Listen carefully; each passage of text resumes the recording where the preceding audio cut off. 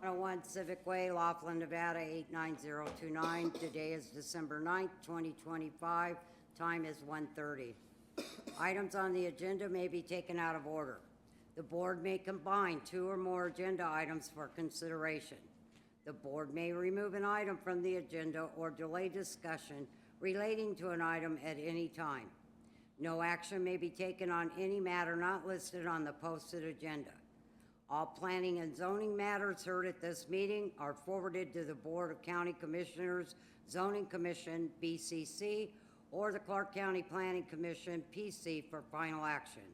Please turn off or mute all cell phones and other electronic devices. Please take all private conversations outside the room. With a 48-hour advance request, a sign language interpreter or other reasonable efforts to assist and accommodate persons with physical disabilities may be made available by calling 702-455-3530, TDD at 702-385-7486, or Relay Nevada toll-free at 800-326-6868. Supporting material provided to the board members for this meeting may be requested from Tammy Harris at 702-298-0828.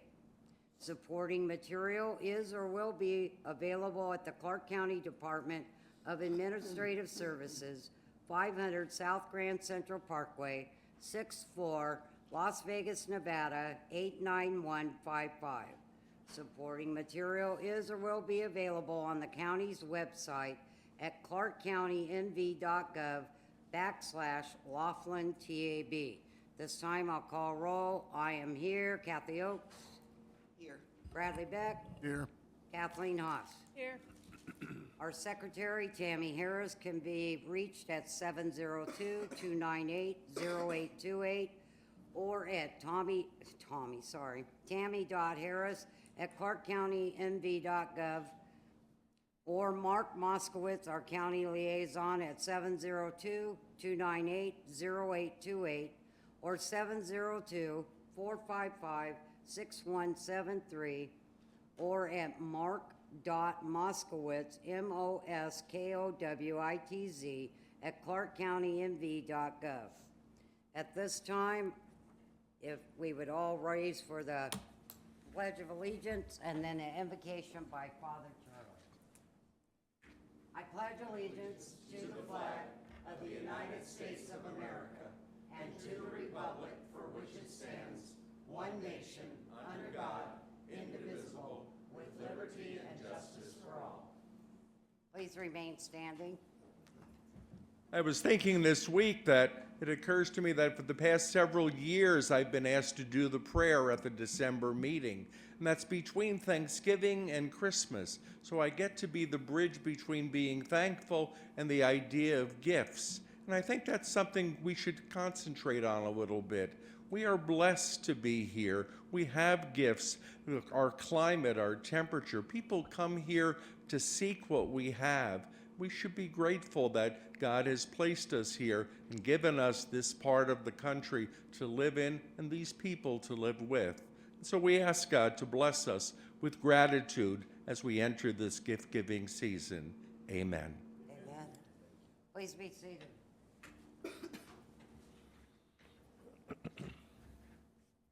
Item 2, public comment. This is a period devoted to comments by the general public about items on this agenda. No discussion, action, or vote may be taken on this agenda item. You will be afforded the opportunity to speak on individual public hearing items at the time they are presented. If you wish to speak to the board about items within its jurisdiction, but not appearing on this agenda, you must wait until the comments by the general public period listed at the end of the agenda. Comments will be limited to 3 minutes. Please step up to the speaker's podium. If applicable, clearly state your name and address, and please spell your last name for the record.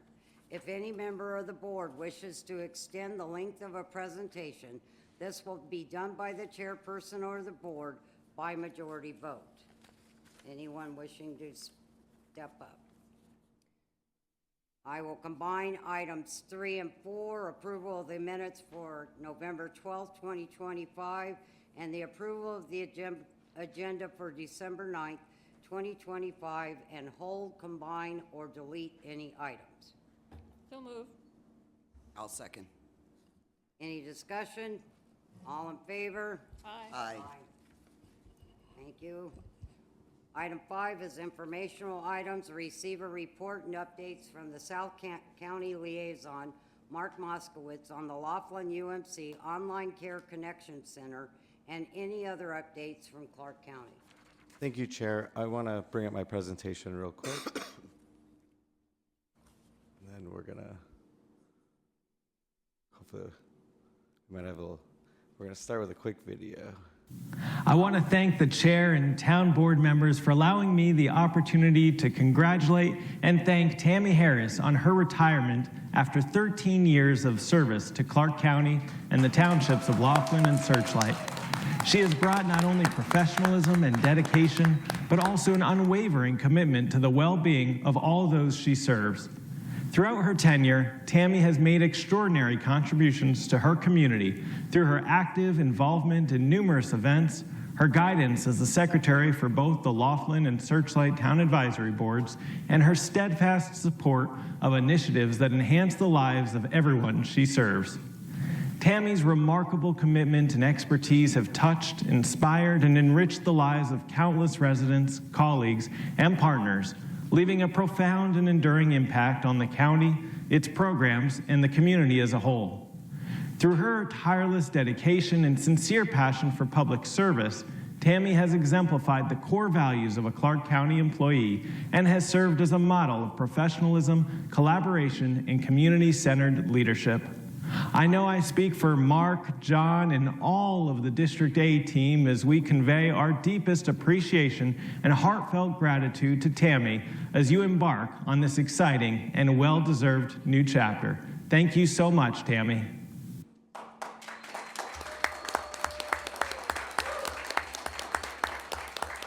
So,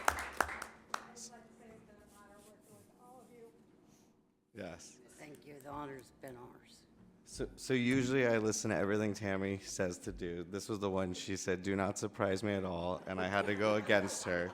I wanted to invite her daughter, Tracy, and her mother here as well. It was a little nerve-wracking today because I can never keep a secret from Tammy, and I had to avoid her all day, like I wasn't talking to her. So I'm very happy that this is over, but I just want to talk from my heart. I mean, when I first started, Tammy was the first person I met, and we've created an incredible friendship. I mean, she's not only a coworker, but she's a friend. We talk regularly. I mean, Tammy's someone very important to me and to this community. I think Tammy is truly the engine that keeps this office running, and she does so much in the background. But she does so much in the foreground too. I mean, we've created so many events that deal with animals, and I know Tammy's true passion is animals, and she's always there. She's always able to help. She knows the answers. She's going to be deeply missed, but I'm so excited for her to go on her next adventure, to still be a part of this community. I know she will be. I'm going to make sure she doesn't change her phone number on me or anything, but I will find her. But I truly love Tammy. I care about Tammy, and she's going to be missed, but we will definitely remember everything she's done. So I wanted to, on behalf of the commissioners, we wanted to present you a proclamation. So her official last day is December 19th. So December 19th is known officially as Tammy Harris Day. So congratulations.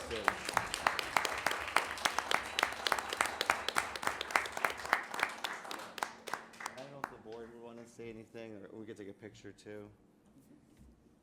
Well, I know since I've been in Laughlin, and that's been over, wow, too many years, 13 years. I've known you that 13 years.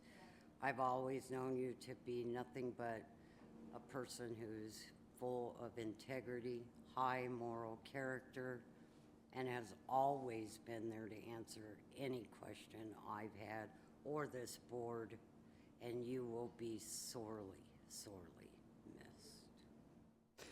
And I just wanted to say, over the last 13 years that I've been here, your discretion, your moral compass has been a true example. I'll tell you, even for those in the audience that remember, years ago, I had people giving me fans because I was going through hot flashes and menopause. And Tammy was kind enough to be like, are you okay? Because seriously, with estrogen, everything like that, there was a lot of mental faculties. But she was a person that had known me for a long time, watched the progression, and was able to talk to me. And, kind of her discussing that with me led me to go into hormone replacement therapy. I know this sounds weird, but the type of person that you would take that from and not be offended and understand where it was coming from. And that's how you approached everything. And that's been a great asset for us to have. And I'm not sure we'll find that again, because people with your moral character and fortitude, there's not a lot of them out there. And you're truly a good person. Thank you. Tammy, you and I go back a long way. We've been friends for a long time, and that will do nothing but grow on out. You've been there to help me, not only professionally, but personally. Between, my parents and the loss of my mom, you were there. That will never change. But I will definitely miss you in this office and talking me off the edge when I'm beyond frustrated. So I will too be calling you. And thank you. Thank you for everything you've done and always, always, always being there for all of us. Thank you. Can we all take a picture with Tammy? I want to say something too. I'm a reporter and she is extremely amazing. And so I mean, more than anyone else ever has, or any other board. So I just want you to know how important that's been, Tammy. Thank you, Joe.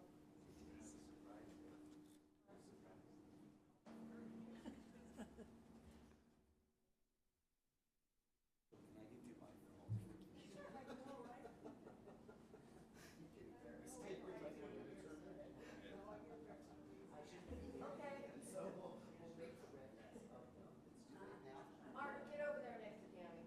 Get next to Tammy? Yes, get in between. She doesn't need my wrist. Okay, big smile. Couple more. Now Mark. Big smile. Okay. Oh, I know, or she'd have called in sick. We all know it. I love you.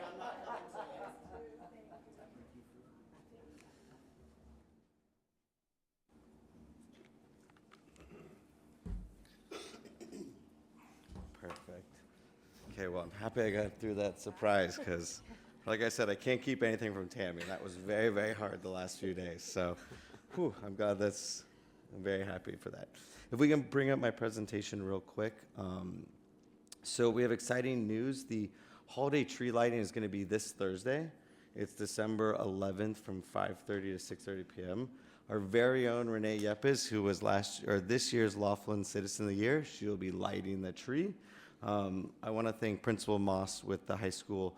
We're going to have the band and the cheer squad there, and there'll be some treats, hot cocoa and coffee from Morning Joy Cafe. So we're really excited for it. So please come out and have some fun. It'll be at Mountain View Park, so it'll be right on the basketball courts, and we're really excited to have it. So, and then you can take down the presentation there. And then I want to talk about the UMC Online Care Connection Center.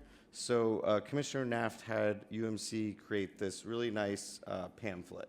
We've got a bunch in the back, and we've got some available.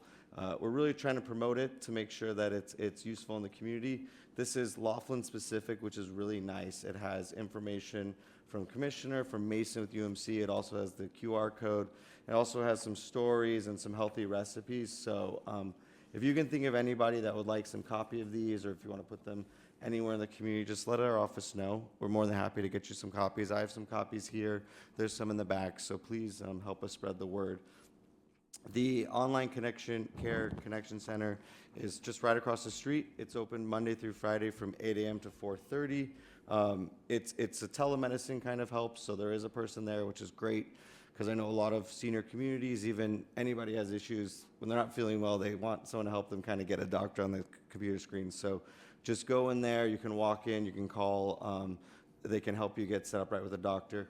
please, if there's a 911 emergency, please don't go there. Go to the emergency room. They can't handle that, but kind of like cold and flu, aches and pains, that kind of stuff, they can get a doctor right on video and they can write a prescription, kind of help you with those little quick things. So we're definitely keeping track of all the people that come in, not like track of all the information, but just we want to make sure that we're marketing it correctly, we're getting the right people. So if the community can think of anything of how we can let more people know about it, we want to make sure we have numbers so then we can report back to UMC and say, look at how great this is doing.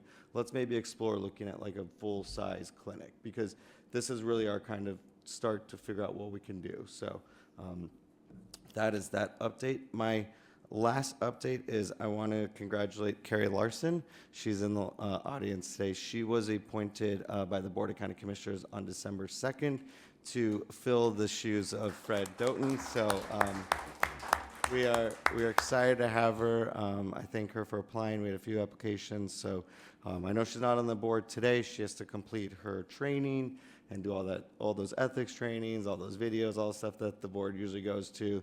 And then with our goal, once she completes all that, we'll get her sworn in, and then hopefully January she'll be on the board. And she'll be fulfilling the remainder of Fred's term. So it'll be just that 1 year, and then like yourselves, in 2027, the term expires, and then if everyone wants to rerun. So we're happy to have Carrie on our board and be a part of the community. So more a part of the community than she already is. So and with that, those are all my updates. Thank you. And happy holidays and happy Thanksgiving, and thank you everyone. And like I said, thank you, Tammy. If you get to tell her thank you. She wanted to cancel my Searchlight Town Board. I wouldn't let her do that, so I'm glad I didn't tell her about this, because she would have canceled as well, but we had to surprise her, so thank you. Thank you. Receive a report from Lieutenant Rogers with Metro Police regarding activity and statistics during the past month and other areas of crime concern. All right, good afternoon. Tammy, on behalf of the men and women of Metro, we also thank you.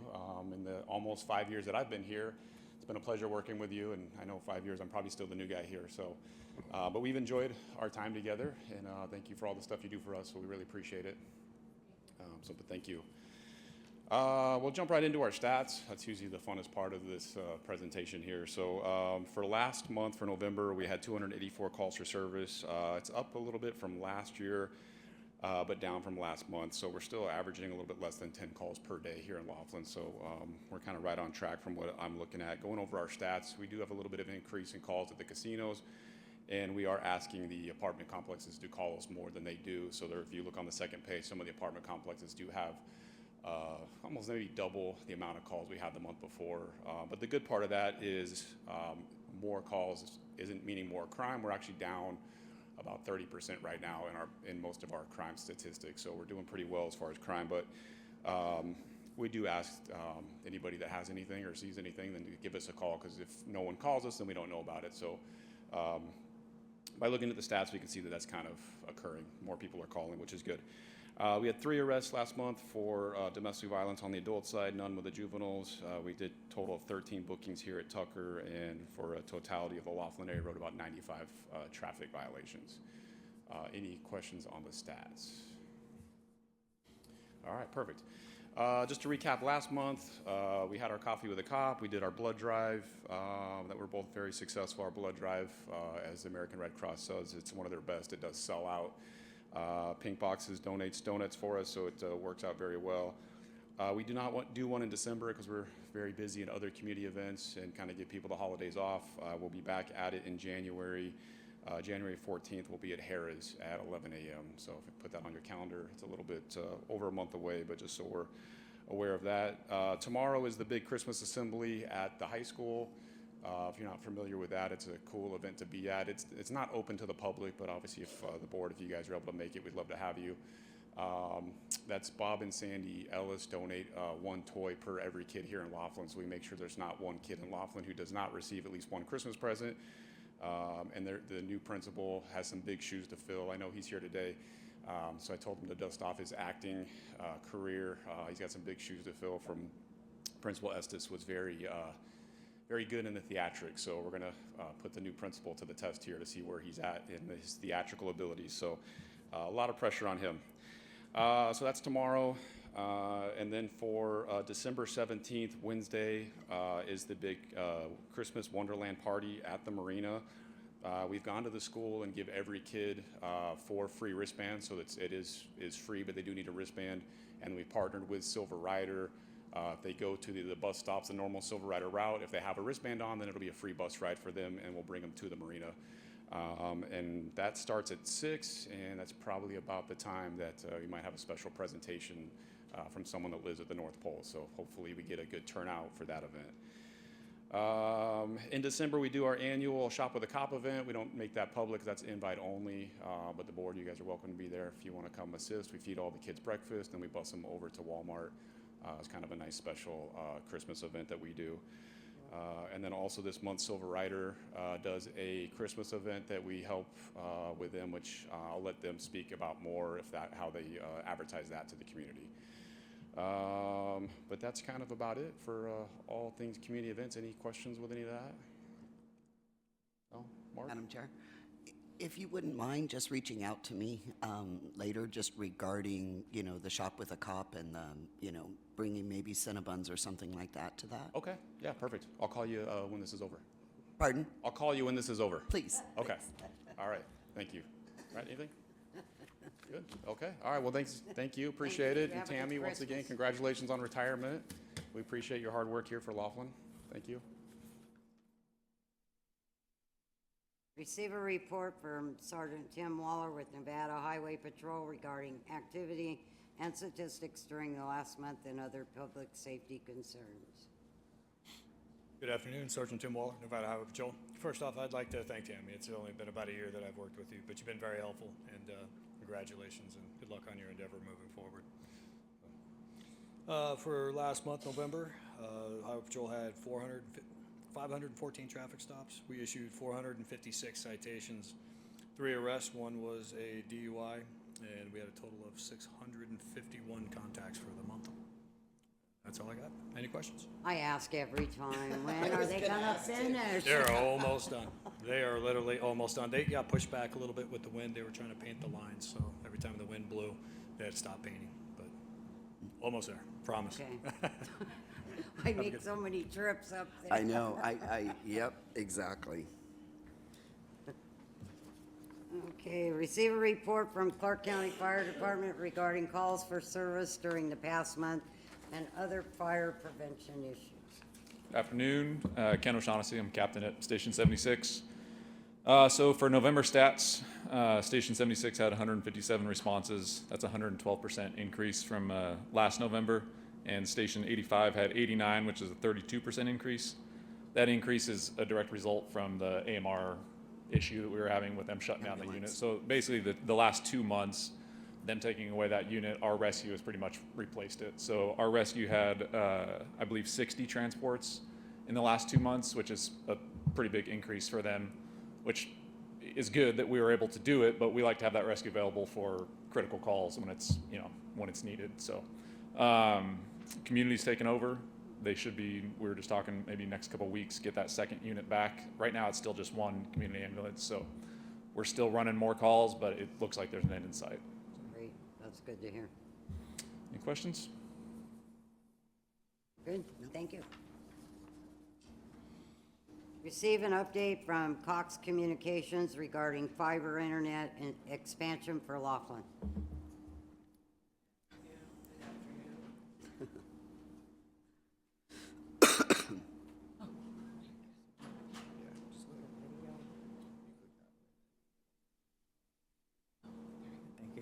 Good afternoon. Thank you so much for allowing us to present today. We are super excited to be here today. It's been a long time coming. And first off, I want to thank a few folks. I want to thank Governor Lombardo, as well as Brian Mitchell from OSET for funding this project for us. I want to thank Commissioner Naft as well for his support. And some special folks in the room want to thank the Bilbray family, Ashlyn Bilbray, as well as Matt Laughlin, who have been instrumental in bringing this project to the Laughlin community. Can you please let me know what your name is? Oh, apologies. My name is Janet Uthman. I am the market leader for Cox in Nevada. So I oversee all of the Las Vegas area, and now I'll oversee this Laughlin project as well. So thank you. I've Welcome. been with Cox for about 3.5 years now. Thank you. All right. Can someone please tee up the video? They'll give you a quick introduction into Cox Communications. Thank you.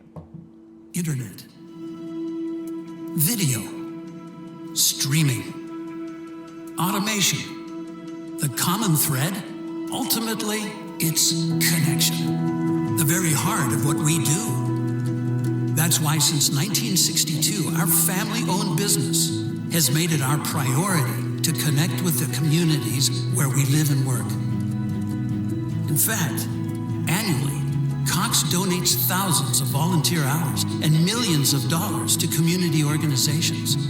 We're expanding our footprint to get people connected. Specifically, we're working to create digital equity by expanding our network to underserved and rural communities and funding local programs that support affordable internet, education, and digital literacy. We're leaders in digital innovation, so we can offer things like fiber-based gig speeds everywhere and internet safety functions. But more importantly, we're leaders for positive change. From the way we empower our people, clients, and communities, to the way we care for our planet. We live our values every day. We're Cox Communications, and we're pleased to connect with you. Thank you for that. See if we can get back to the presentation. Quick presentation on my end. I know what most of you all are concerned about is the build out, what disruption that may be to the community, but just wanted to give you a brief overview about Cox here in Nevada. So I've been in Nevada since 1999, and again, this has been a long time coming to get here to Laughlin. I remember Commissioner Naft asking a few years ago, when are you going to Laughlin? And at that time, you know, it was a dream to get down here. So this is really the fruition of a dream.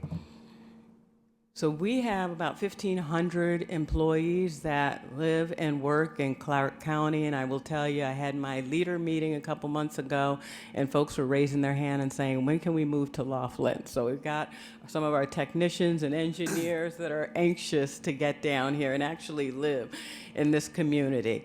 You'll see that we support almost 4,000 jobs across Nevada, so that's with our contractors that work with us as well, some of our retail partners that aren't company-owned, that are affiliates of ours.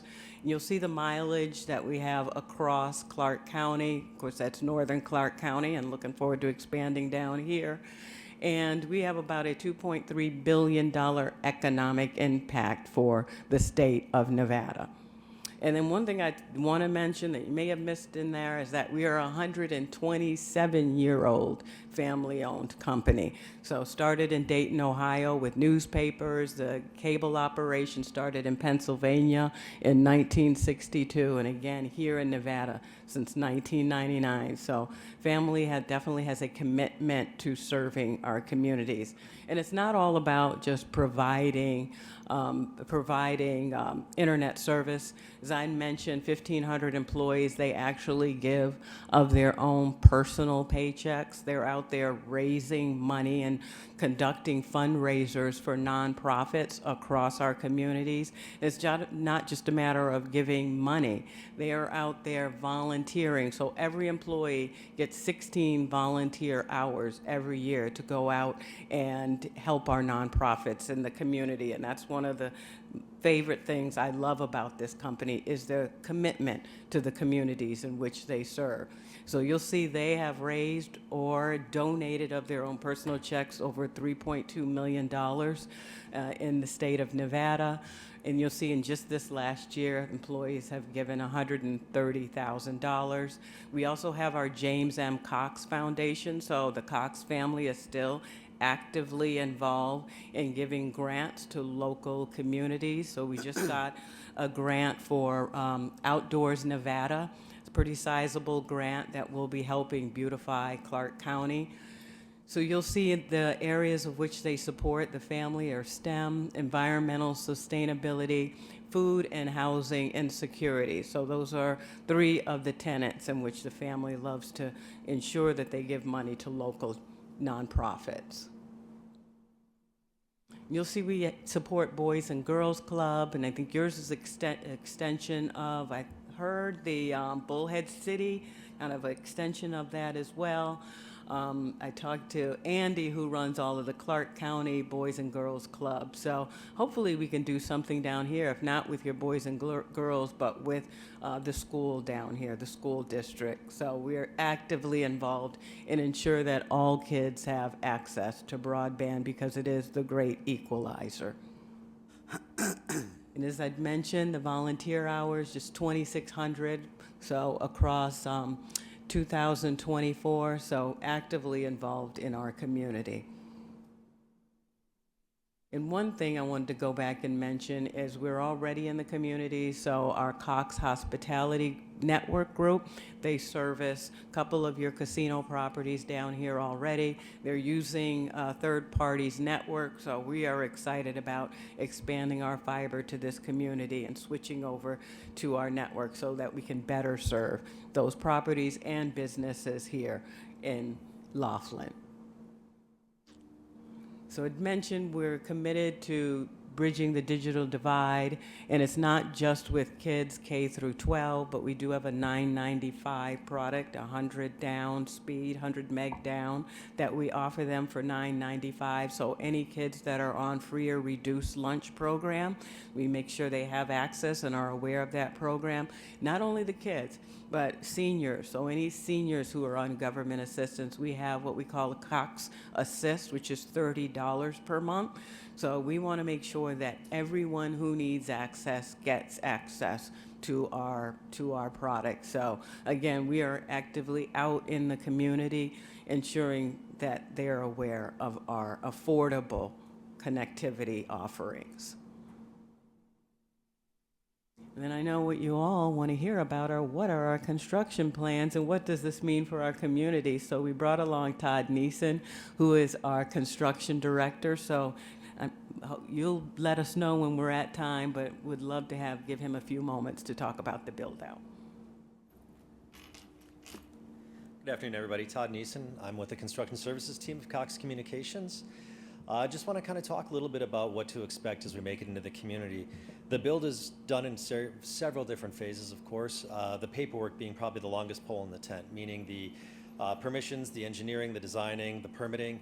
So we're well into that stage right now. We're anticipating having crews starting construction, in fact, in your communities starting sometime in Q1.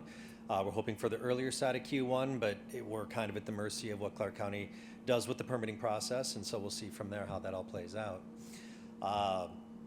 From there, we'll have multiple crews from 2 different companies working in the communities, and we'll be starting with as much horizontal drilling as what we possibly can, which means we will do our very, very best to work subterranean and only disturb the hard surfaces where we absolutely have to, meaning crossing other utilities, crossing hazards of any sort, and making sure that we're doing as little disruption to the streets as possible within the community. It's not always possible. Sometimes we encounter hard ground, sometimes there's too many utilities, sometimes the machines just won't bend and flex to the way that the roads are actually constructed, so we will have to open cut some of those pieces. It will create some dust, it will create some noise, and we do apologize in advance for that, but I'd be remiss for not being honest with you up front and thinking that we're going to be able to do this quietly and calmly. This is real construction. We will do everything we can to be as quick in and out as what we possibly can, and we will restore back to as good or better than before restoration. If there are issues, homeowners, of course, the community leaders, whomever, have absolute right to speak, reach out to us at any given time. We will make things right. Sometimes things happen. This is real construction, as I'm sure you've all seen from other projects. We will make this right as we go through it. Please just be patient with us because, again, we will be making a little bit of noise here. Let's see. This is kind of just a slight illustration, as I was referring to. The design is what you're seeing on the left. The permitting is what brings that design to life. Via the different municipalities, entities, and utility owners, making sure that we're doing our due diligence to be as least disruptive as possible. Again, this is subterranean work. We don't have X-ray vision, but we will do everything we can to protect every utility that we come across. My partner in crime here, Josh Johnson, is the orchestrator of the teams here. He's been doing this a very, very long time, going on 3 decades. He's very, very good at this. I have full confidence he will impress everyone in the community. The device you see on here right now is what makes the magic happen. What we will be building is a 5th generation fiber to the home network for you. It is limited only by the imagination at this point. The media that we're putting in the ground and the connections we're making at the home will be expandable to almost infinite proportions. This equipment right here is the limitation and what people need it to do at the other end. But for many, many generations to come, this fiber optic cable will provide the connections that anybody can use for quite literally anything that you can dream of for many, many decades to come. On the screen also now you'll see some of the means that we use for getting this in the ground. The lower left is the horizontal drilling that I was speaking of previously. The upper right is more hydrovacking and open cutting. As you'll see, they're using vacuums and water pressure to try to excavate around other utilities. We will do as much of that as possible. Again, our goal is to be as least intrusive to the existing utilities and still get our project done. The other 2 devices there, upper left, lower right, a little bit big for what we probably see in Laughlin, but if we had to do long haul, that is what you would see as we consider that plowing. Again, not something we're going to be doing through your community on the streets here. This is kind of an overview of what the service groups look like. Each different colored on the screen there on the left represents what we call a service group. It's X number of customers or homes passed, and we will be building those areas out in those particular groups. So a contractor may have this service group, and they're working in there until it is complete. Another group may be working in this. There will be notifications given out to all the homeowners as we do this. We'll be door tagging, there'll be mailers. You'll see us in the community. We'll have signs up so that everybody knows what we're doing, but that's kind of giving you an outline of what our build plan looks like, not necessarily in any particular order, but the areas that would be going in those particular groups. Oh my gosh. And this would be a timeline. I do apologize. There were actually pieces on there that that showed where we would be here starting. Does that, yeah, it doesn't go back, does it? Look at that. This is not a very good representation of a timeline at all, in fact. So you can take this as we're not going to start or we're already done. But ultimately, what this is implying is month 1 would have been July, roughly, when the contracts were all recorded. In August, Josh and his team spent several days up here, and they walked every single inch of the community, recorded every single address so that we have a safe database implying where we would turn on and off different homes. They go into a rather elaborate mapping system from there. Boy, that's embarrassing. A rather elaborate mapping system we give to our design team. They design it, then we permit it, and then construction. Construction would be starting somewhere in that 7-8 range, implying Q1 of 2026, and our goal is to be completely constructed and released by the end of 2026. Along the way, there will be areas that are done, completed, and released, so the entire community will not be released at once. They will get released by service group. And Josh will do everything he can to have those as close together as possible, but again, given the constraints of how many streets we can work on at any given time, we will be releasing in phases as we go along. This, if you have a copy of this deck, this is a great documentary that was done by the NCTA about a year ago. It does involve some of the crews, some of the teams that Josh worked with when they were building out Congress, Arizona, which was another grant that we had received through Yavapai County and the ARPA funds. But they did a small documentary that was kind of a reality type show, and they went to 3 very different extreme climates and recorded the teams doing what they do out there. We found it was a really great piece to show a lot of the public and a lot of elected officials because it really illustrates well what this really takes to make happen. This isn't just that we can wave a magic wand and have fiber in the ground. Unfortunately, it doesn't work like that. This documentary was very well received by the NCTA and by, I believe it was the New York Times or the Wall Street Journal. Do you remember? Okay. But regardless, a very, very great presentation to share with members as they're asking what it is we're doing out there, what it actually looks like, and what it takes to make this happen across America. I think that's where I close. But But ultimately, I'm sure there's some questions. If there's anything I can do to answer those, I'd be happy to try at this point. Madam Chair.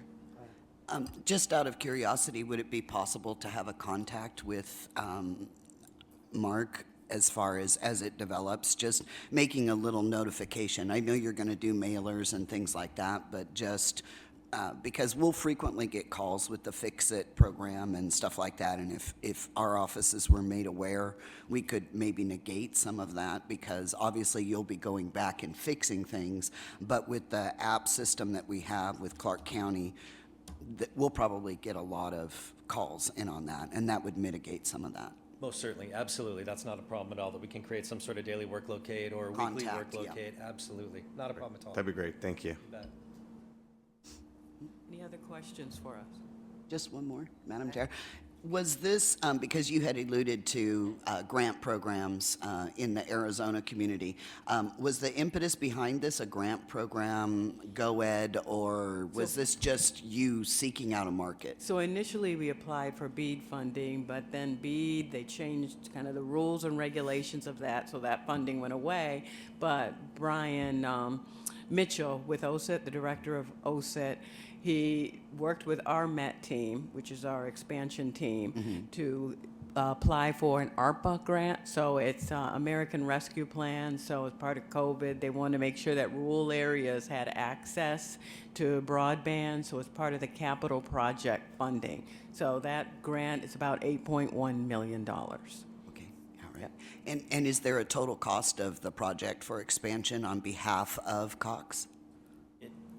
Yes, there will be a contribution by Cox. At this point, we don't have all the surface restoration costs established yet. All the numbers. But I would assume that we'll probably be in the $12 to $13 million range when it's all said and done. Okay, all right. Thank you. Thank you. Thank you all for affording us the time this afternoon.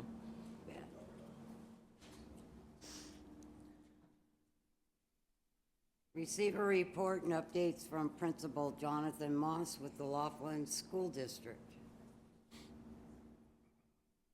I didn't see him back there. Thank you so much for having me and giving me the opportunity. Before I start, if anyone knows of an improv group that might be able to help me with tomorrow's assembly, I'd appreciate that. We are very, very excited to host the Ellis family. As the lieutenant shared, all of our students will receive a toy. And then this week, all of our students pre-K through 12 have also received a new pair of shoes. So it's a great contribution. We're very excited to have that. I do have some updates and celebrations from our schools to share with you, and in no specific order, I will go down the list. To start, in the world of attendance, when I was here, we celebrated some success. That success is continuing, and our schools, both Bennett Elementary and Laughlin Junior Senior High, are at a record high attendance. We have never been performing this well in that area, so that's a great contribution and success that comes from our students, our staff, our families, and the community seeing the value in students being in school. Everything else I shared today, I think, is a result of kids being there. Part of that is ASVAB testing is something the military does for students interested in that path. We did that recently. We had some students with very high scores. It's out of 100. We had one student score a 99. So we're very excited to see that. She can do just about whatever she wants should she choose to enlist. So we're very proud of that. Our students took the PSAT, which is a college entrance indicator. Our score grew 84 points on average from this time last year, so we're seeing students make very powerful gains there. Our fifth grade students this year are eligible to receive and earn the President's Education Award. We anticipate about 50% of our fifth graders will be eligible and receive that award at the end of the school year. Another outstanding achievement of our students and staff. Our varsity basketball teams are currently undefeated, which is another great thing for Laughlin, and definitely a celebration in the world of athletics. And we've shifted quite a bit this year to celebrating our students. So if you are on campus, and we'd love to have you for the Ellis Assembly or other events, when you walk down our main hall, you'll see pictures of our 37 graduating seniors this year. We've raised the banners for them, and we're celebrating them and their achievements. In addition, I'm excited to share that Superintendent Ebert and Deputy Superintendent Welsh will be coming to Laughlin on Wednesday of next week. We've had a lot of success this year, and they've heard a lot of the great things, and they're excited to come down and see what is actually happening in Laughlin. We had Superintendent Yara come down when we opened the new campus, and prior to that, it is rare to see a Clark County School District superintendent in this area. So we're excited that not only Superintendent Ebert, but Deputy Welsh is coming as well. Other than that, we do have a few winter concerts coming up. Wednesday night is the high school concert, 5 p.m. in the theater, and then next week on Wednesday at 2 p.m. is the elementary one. We just have lots of great things going on, and we're so excited for the success of our students because of our staff in the community. If there's any questions, I'd be happy to answer them. Hi, Madam Chair, I have one question. Didn't you also bring back the spelling bee this year? Correct, thank you. We did bring back the spelling bee in partnership with a few different organizations in town. So we competed at the middle school level. We sent 3 students to compete in Clark County. We didn't place up there, but we're finding ways for our students to shine thanks to community partners. Thank you. Thank you. Thank you Good again. luck Happy tomorrow. holidays. Thank you. Receive a report from Jason Bailey with Big Bend Water District regarding the status of the water system.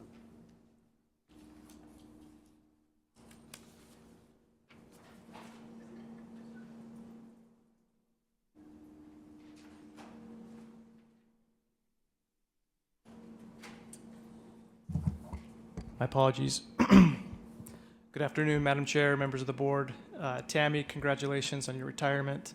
Always appreciated working with you, very responsive and communicative, so thank you. And good luck in your future endeavors. Just wanted to give a quick report for the month of December as far as our diversions. For the month of December were 243 acre feet, which is 79.2 million gallons of water. Year to date, 2,856 acre feet. So that's kind of right in line of the same time we were here last year of 2,853 acre feet. As far as any system update, our intake screens were recently cleaned, and those of you who attended some of our summer information sessions, we had some photos of some of these intake screens that are inside the river, and those are cleaned periodically. We have divers go down and clean those screens to help with prevent any flow restriction. Also wanted to give a financial update for the fiscal year to date through October 31st. The Big Bend Water District debt balance has decreased from $2.66 to $2.02 million. So the needle is trending in the right direction there. That debt balance is decreasing. And then I wanted to give an update as far as the water rates that we did this past summer. The Big Bend Water District Board of Trustees conducted a public hearing last week on December 2nd, and they adopted the new water rates, which will be effective January 1, 2026, so just in a few weeks. And as part of that, I just wanted the board to know that we are also notifying all multifamily dwelling units, so apartment complexes and others, those residents who they themselves are not customers of the water district, but they may be impacted by a rate increase. So we have, and we will be sending out letters to those individuals so that they're aware of this and what's happening here in the community. That is my report. Any questions? Madam Chair, just out of curiosity, you sent me the notice for the meeting on the 2nd. Is there a link where, if I can't make it up to Vegas, where we can listen to that? And as it's going on, that I could click on? Tammy can get it for us, but if I didn't want to come in here to this office and wanted to listen? There is, yeah. So Clark County, they will do that on their channel or on their site, but also the Las Vegas Valley Water District, so lvvwd.com. We have, when we broadcast meetings, there's a streaming on that website that you can watch. Okay, and just in the future, yeah, for the public to know that they can do that as well. I know Tammy can get them here in this office, but I was just wondering if I didn't have to come in here and couldn't make it up to Vegas. And any public comment can be submitted in advance of a meeting as well and be included in the minutes of the meeting.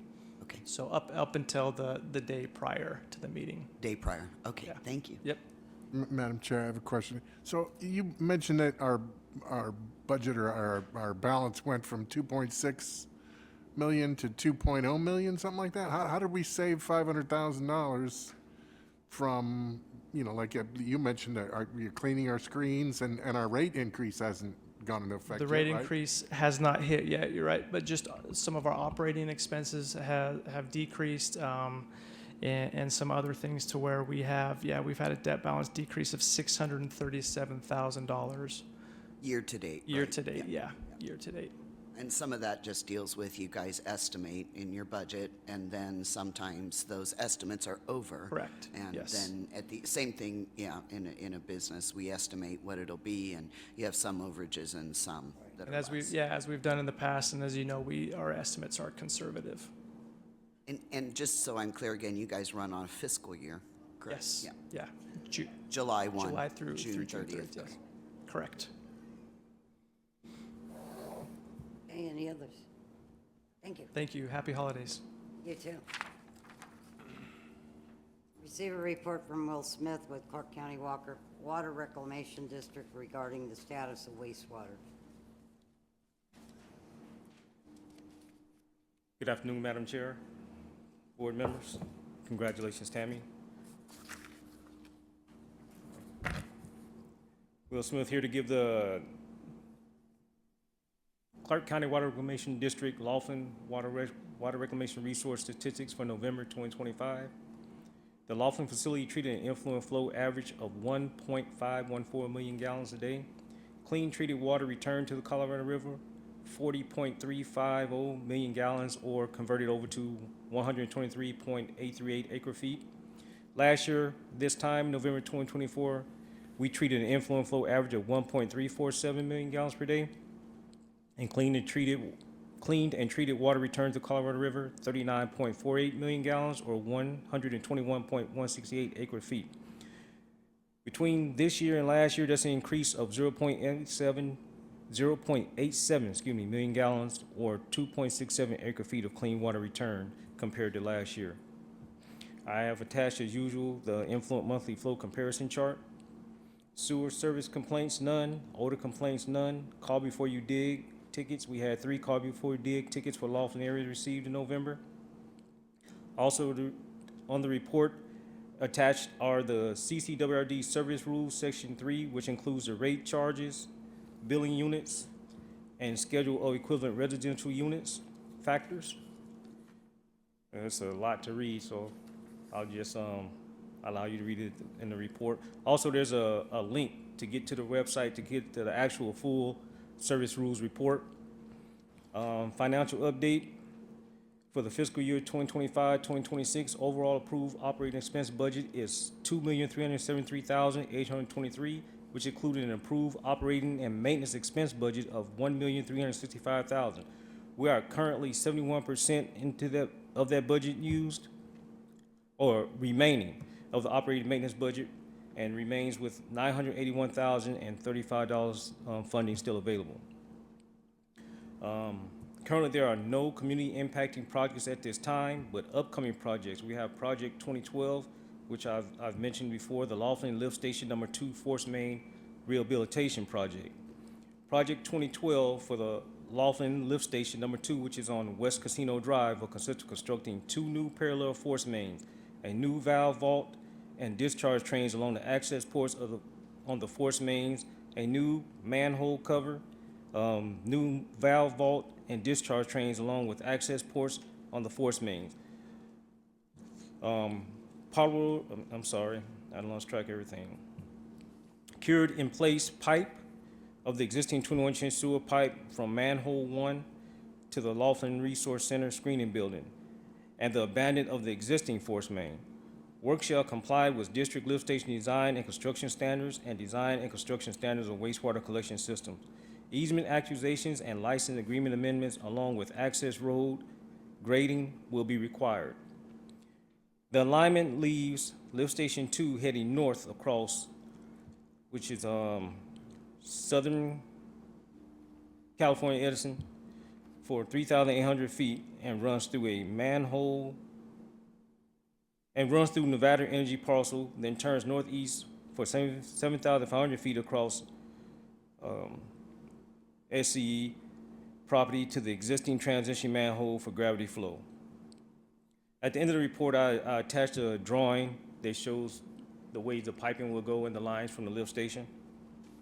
And the tentative bid opening for this date, tentative bid opening for this project starts on December 11th, 2025. Oh, soon.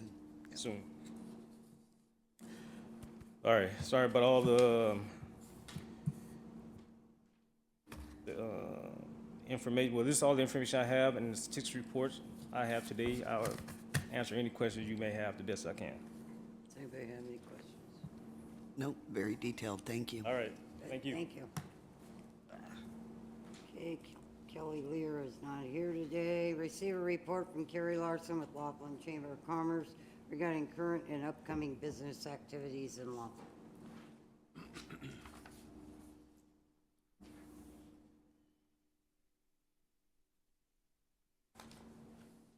Good afternoon, Chairwoman and members of the board. Tammy upstaged me. I was going to be all excited to tell you I had sent you my last report, but you're gone. So it is your last report. So that you all know, Val Gabaldon, the executive assistant at the Laughlin Chamber, will be presenting all the reports come January. And we'll see if I come back in January of 2027 to this side of the dais. So we've had a lot of activity. It's the holidays and it gets very crazy. We have an upcoming pseudo Christmas mixer. It stems out of the Bullhead Business Builders Group. There's a whole bunch of different businesses that all meet at Trinity Baptist Church, and they do a wonderful Christmas light display, the Light of the World. So they decided to have a joint mixer amongst all of the businesses there. You get to enjoy all the lights. It is Thursday at 5 p.m. Arizona, and it is free to the community. They'll have food and drinks, and I encourage everyone to go because who doesn't love Christmas lights? Our next business breakfast won't be until the end of January, and Vegas PBS is coming down. Their director of workforce education will be speaking at that event. We will also be holding off on our First Friday's lunch mobs until the first Friday of February to get us through all this crazy. The next big thing that we have on our agenda is December 20th for the Christmas on the Colorado Boat Parade. The Laughlin Chamber, combined with the B News, will be live streaming a broadcast of the parade. We will be down on the helipad at the Regency on the Riverwalk. There will be s'mores. Even adults can make s'mores there. And then Christmas letters to Santa and ornaments and hot drinks, and it's just going to be a really good time. So we encourage everyone to go. And then next up will be Connie Davis Cancer Walk. Yeah, I'm going to talk about that before I go back to the good news, because this is the bad news. Cancer Walk is always the first Saturday of March, so it'll be March 7th. And I just received an email a few moments ago from the Bureau of Reclamation. We will not be having Cancer Walk at the Pyramid Canyon Park this year. I learned that there are supposed to be permits pulled from the Bureau of Reclamation, and the estimated cost for our fundraiser for River Fund Inc.'s Cancer Connection would be $4,000 for their permit fee. Yeah, and we thought the Clark County $600 permit fee was expensive. So we will be relocating it elsewhere. I don't believe there are any other events at that park, so they'll all be gone except for maybe a Wings and Wildlife, but I've heard that's a challenge too. So we will be relocating that. I have some ideas. I would like to keep the Laughlin Chambers Connie Davis Cancer Walk in Laughlin, but if need be, because there are so many cancer victims, I will move it across the river so we can donate everything that we can. There are a lot of cancer warriors in our community, and River Fund's Cancer Connection always runs dry. We need to raise as much money as possible, and that will not happen with the $4,000 federal government permit fee. So stay tuned for the location. Now here is the good news. Saturday night, we had our grand finale of the Roadhouse Roundup series, and it was a series of collaborations between Bilberry Industries, various bars, and Terrible's Roadhouse in Searchlight. We went back and forth on the Silver Rider bus for a variety of evenings, and then we had the Tinsel and Tunes fundraiser that the Riverside Resort hosted for us. Amongst all of those little small gatherings, we donated $2,500 to the Silver Rider Megan Jackson Toy Drive this year. So we are close to funding all of next year's toys with that, and that was pretty exciting. It was a great night. Thank you to everybody who came out. Our membership is growing steady. We are very, very happy to welcome Cox Communications to the Laughlin Chamber family.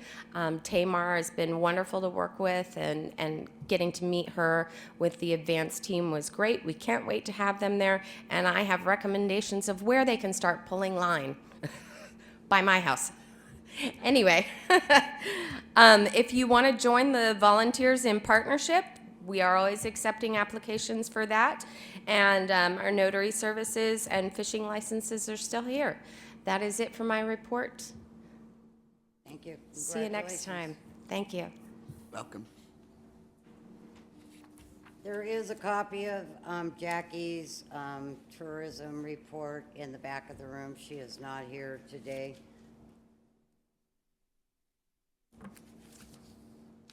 Moving on. So we have an announcement. The Laughlin Town Advisory Board began accepting nominations for the 2026 Laughlin Citizen of the Year on November 12th, 2025, and the nominations will close on December 31st. The forms are available at the Laughlin Library, Community Resource Center, Spirit Mountain Activity Center, the Laughlin Administrative Offices, or on the Clark County website at clarkcountynv.gov/LaughlinTAB.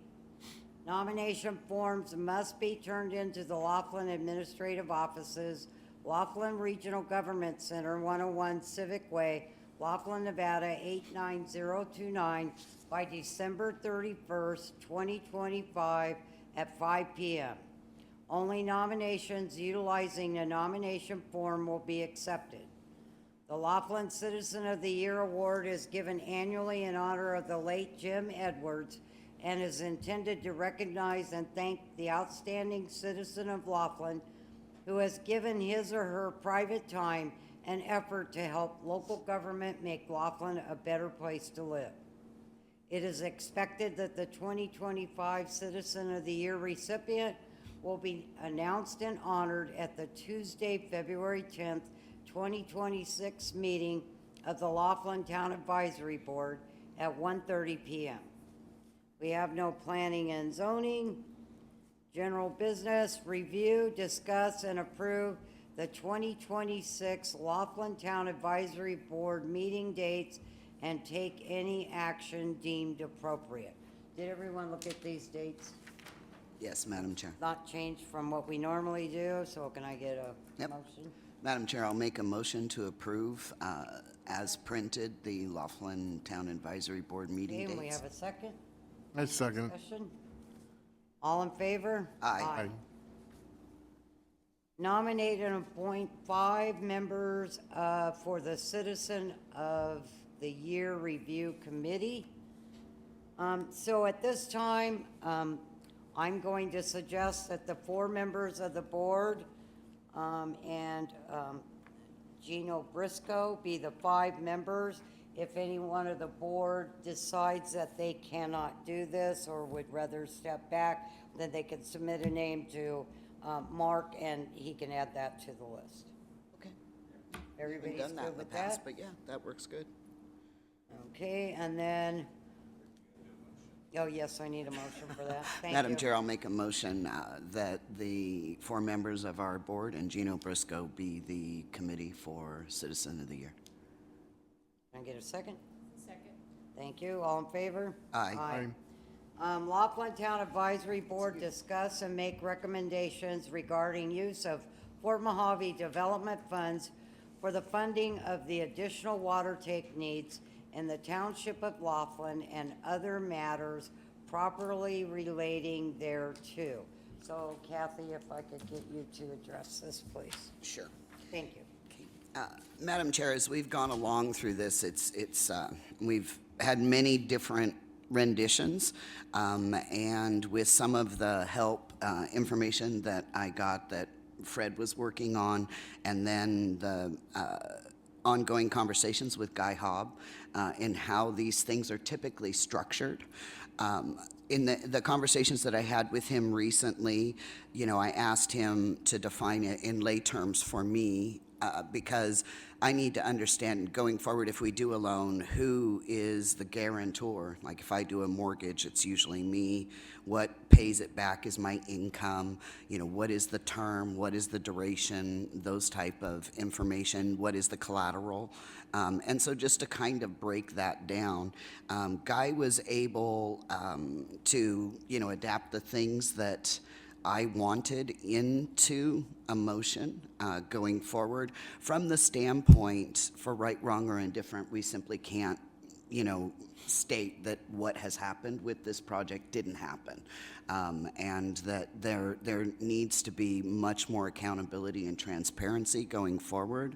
And so I've tried to make a motion that kind of is a win-win for everyone, that, we can't not do this project because we have to find a way forward for the health of this community, of which we live and die by.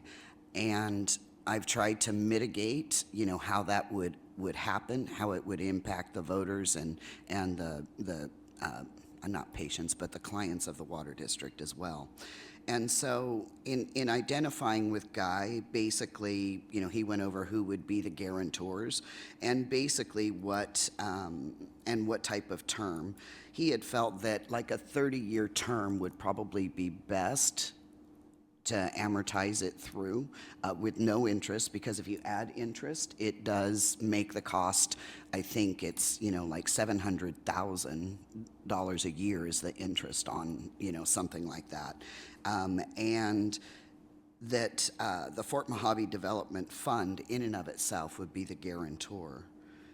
And the way to pay it back, he gave us several options.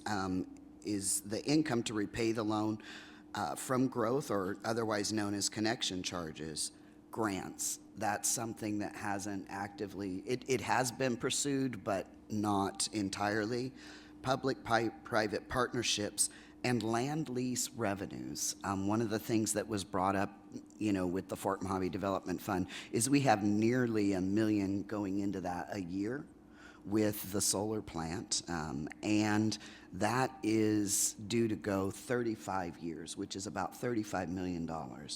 So some of the things that we looked at was the ability of that to be part of it as well as growth fees, because the pushback that we all had for the Fort Mojave Development Fund is, what if it can't be repaid? But we do know that we have a regular source of income that would not necessarily deplete the fund in and of itself, but the ongoing income that we know is coming from the solar plant could be one of the things considered. So basically, we also felt that there needed to be a cap amount. And of course, as all this goes forward, we'll be able to look at the loan terms and conditions as well, but I'm just trying to delineate and define what it would entail.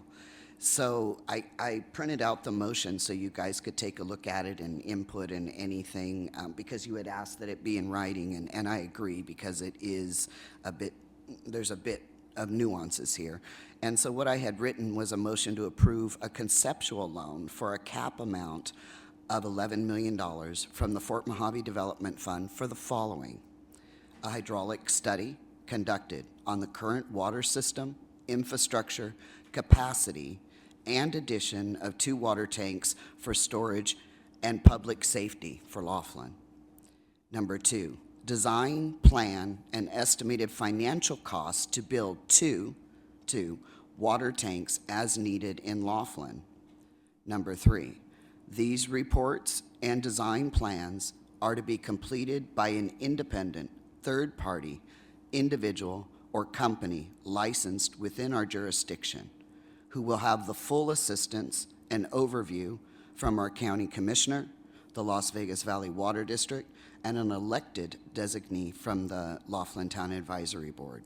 The designee from the Laughlin Town Advisory Board will be involved in the selection of the third party through the bid process, ongoing developments, final reports, financial expenditures, and plans reported to the public. These reports and design plans will remain property of the Fort Mojave Development Fund. There will be also ongoing grants sought out by the Fort Mojave Development Fund Capital Committee. And if everyone remembers from Guy's presentation, he recommended that we do indeed form a Fort Mojave Development Fund Capital Committee to delineate how we'll be using capital from the fund going forward in the future. So this motion also somewhat establishes that to become in existence. So what I added in here was there will also be ongoing grants sought by the Fort Mojave Development Capital Committee throughout the duration of the loan, which is 30 years, to offset costs to the community. The current consideration of the loan terms are a 30-year term with no interest. Fort Mojave Development Fund monies are the guarantor. Income to repay will be, to repay the loan will be from growth, connection charges, grants, public-private partnerships, and land lease revenues. Now, the county commission, I believe, will make, and our financial division will make how that looks and stuff, but that was kind of my outline for a motion, so that I'm thinking that this will help have us as a community involved in the process, in the bid process, in, you know, the financial reports, the expenditures, and everything going forward. It creates where indeed this project does go forward. The design plan and the hydraulic study, it's estimated between, from Guy Hobb, I asked him this number so I could have this to produce between 900,000 and 2 million, not more than that. We've been told by the water district, their belief is that it's 9 million to build one tank. You know, we'd like to look at the possibility of building two, because I do believe we need to. Hydraulic study will define that, but I believe there's an economy of scale. When I undertake construction in my restaurants, if I do 3, there's a certain amount of economy and scale. I can do it for much less than $450,000 a store, because doing all the tile, doing all the, you know, things at one time. So this was what I had put together just in looking through the documentation that I have gotten, and meeting with Guy and trying to find a solution to move forward. So I'm interested in hearing from the board and anything that they, you know, would like to see as well, if there's any questions they have. And I agreed with Guy as well that this is a conceptual loan, and that it remained independent and the property of the Fort Mojave Development Fund. And of course, this is no guarantee that anything will be done with this money. This is just moving forward to see what the costs are going to be and what that may entail. Correct. We have to have the hydraulic study, and the reality is, this community, I know there's individuals from the water department that totally understand what's in the ground. I'm sorry, we don't. Like I said, you want to make Cinnabons, I can explain that to you, but I don't know, you know, what's in the ground, 27-inch pipes, these type of things. So I think the hydraulic study will help, and this board, an elected official from this board, will be a part of that going forward. I mean, this is critical to our growth and development, and I think every one of us here on this board live and die by what happens to this community. We can't be put in a situation where we can't go out and actively gain grants for housing and different things like that when we can't meet, you know, this requirement. So it has to be done. And like I said, one of the things that I looked really hard at was our solar plant, the land lease that's there. That is approximately $30 million over the next 35 years. we're talking, at this point, we have it capped at 11 million. That may well indeed, you have to make the payments every year, and if we amortize it out for 30 years, plus and when I say we, no disrespect to the water district, but we're boots on the ground, we're here, we're going to be much more aggressive in looking for grants. So what we know will be formed is the Fort Mojave Development Fund Capital Committee can go after those grants as well, and much more aggressively. The grants that are out there today, maybe not, but over the next 30 years, I think there'll be much more opportunity, and possibly we're already meeting some of the financial obligation, and a lot of these grants that are out there are matching grants, things that the water district could not apply for before because they weren't matching. And a lot of the federal grants and stuff are. And it would also include the WRDA funding that we already have out there. It would just be a much more aggressive way to go after those to offset the cost to this community. It doesn't put the full onus on the ratepayers to build these tanks, but it does, capture some of the income going forward from the solar plant, but that would also leave our capital that we currently have intact. Right, and frankly, from the perspective that there's not been a budget allocated for the Fort Mojave Development Fund, which we need to put that committee together that has to work in After the first of the year, yeah, conjunction. definitely. Definitely. So I think we should at least consider moving forward with this as an agenda item, get it at least moving forward. And this does indeed, it does fund the hydraulic study Yes. and the design plan, because no matter what happens going forward in the future, these things have to be done, and they'll be retained ownership from the Fort Mojave Development Fund. And that is fully accessible to the water district, to our county commissioner, and to the public. So can I get a motion? Well, Madam Chair, I'll make a motion that we approve the conceptual loan for a cap amount of 11 million from the Fort Mojave Development Fund for the following as written. Do you want me to read it in again? You don't need to read it again. I don't think so. I'll Okay, second since the I've motion. submitted it in writing. Second.